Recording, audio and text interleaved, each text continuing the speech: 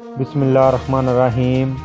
السلام علیکم دوستو، آج کی ویڈیو میں آپ لوگوں کو بتاؤں گا کہ سعودی عرب کے مختلف شہروں میں جو غیر قانونی تارکین کے خلاف مہم ہے اس کو مزید تیز کر دیا گیا ہے۔ جو بھی غیر قانونی طریقے سے سعودی عرب میں رہ رہے ہیں ان کی پکڑ دکڑ کا سلسلہ جو ہے وہ جاری ہے، جس کی تفصیلات دیتے ہوئے انہوں نے کہا ہے کہ سعودی عرب کے مختلف شہروں میں 13,594 غیر قانونی تارکین کو گرفتار کیا گیا ہے۔ گرفتار شدگان اقامہ و لیبر قوانین کی خلاف ورزی، سرحدی قانون کی خلاف ورزی کر رہے تھے۔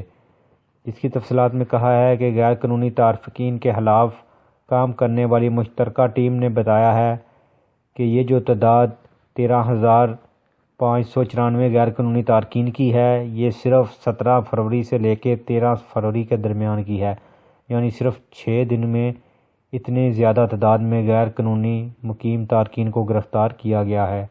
کمیٹی نے کہا ہے کہ گرفتار شدگان کی تعداد کا کل حصہ جو ہے اس میں سے 7,465 جو ہیں وہ اقامہ قانون کی خلاف ورزی کر رہے تھے، تو 4,299 گرفتار شدگان جو ہیں وہ سرحد عبور کر کے آئے ہوئے تھے، جبکہ 1,830 لیبر قوانین کی خلاف ورزی میں ملوث تھے۔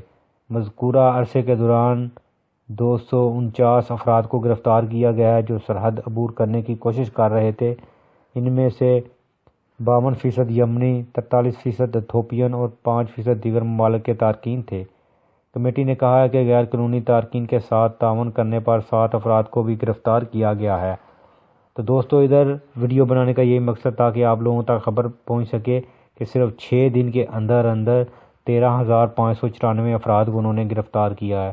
تو جو سعودی عرب کے مختلف شہر ہیں ان میں گرفتاریاں جو ہیں وہ کافی زیادہ ہو رہی ہیں، خاص کر ان لوگوں کو پکڑا جا رہا ہے جو کہ اقامہ قانون کی خلاف ورزی کر رہے ہیں۔ یعنی اگر آپ کا مینا کچھ اور ہے تو آپ کام کچھ اور کر رہے ہیں تو پھر آپ کو پکڑ لیا جائے گا اور یہ خلاف ورزی ریکارڈ ہوگی۔